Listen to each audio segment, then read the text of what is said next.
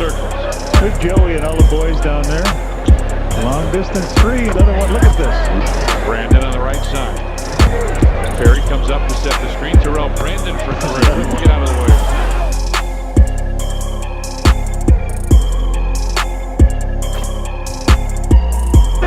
Perry gets it out, takes the three. Back to Brandon.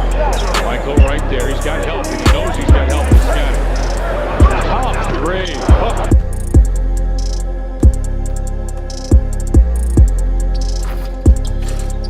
Comes off the screen, has it out high. Terrell Brandon with a three.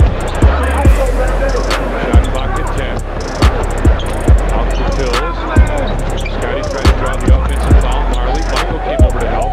Brandon lets everybody go by and puts it in as no shot. So there is no doubt in my mind that this card probably has the best picture of any hidden gem that I've ever made ever. Like just look at his face. It's like, you know you fucked up, right? Like, you know you about to catch this work, right? So Terrell Brandon was probably one of the most unexpected people to get added to the game. I personally, honestly, he's probably a lost name in NBA history because I didn't know who he was till he was in the game and I had to go look him up. And it was refreshing to see that a random name like that could make its debut in 2K and just be a really good card. This is a really good card. If you are balling on a budget and you do not have this card, you're not playing the game the right way. He's probably one of the best shooting point guards in the game right now, period. He's faster than just about everybody else that you can find at the position, or just as fast as everybody else. And he plays D. He has an 89 steal. So for the people that are square friendly or X, depending on what console you're on, this is your guy. So personally, I believe he's best suited coming off of your bench. He's cheap, so I think you can invest in a more expensive starting point guard.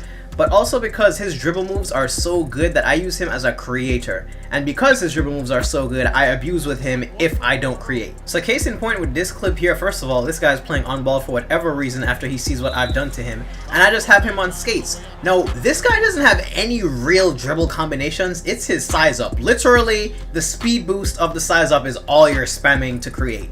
And it's fucked up, but it works. So if you haven't seen my ankle breaker tutorials yet, you should probably check those out. But this one is really straightforward, honestly. It's that flick forward size up, and as soon as he crosses the ball over into his opposite hand, go. That's it. Just go. And he's going to boost right by, and then you can decide what you want to do from there. And this is what I had meant by I choose to use him and abuse with him to create, but if he doesn't create, then I'll score. This was meant to create, still boosting with the size up, abusing this guy, and I get the pick to actually go through and LJ gets the dunk. But in the other clip that you saw, I actually got the room to pull up for the jump shot and took that instead. So you have to get used to making that decision when running the ball with him. And then as you see in this example here, I love using him as a bailout option when the clock is running down. I'll just call for an ISO, maybe call for a pick, and then just use the size up, because if they're playing on ball, they're not going to guard it. Now, probably the only downside to the card is that he's 5'11", but for some weird reason, he just yams on people randomly. If you saw my last gameplay video, somebody just viciously nuts in the face dunked on me with him, so you can check that out if you actually want to see how it happened. But for the most part, I try not to drive too much and just stick to shooting because that's where his 90 ratings are. And with all that being said, he is still a creator more than he is a scorer. If he just so happens to start going off, which very well may happen if he starts hitting the threes,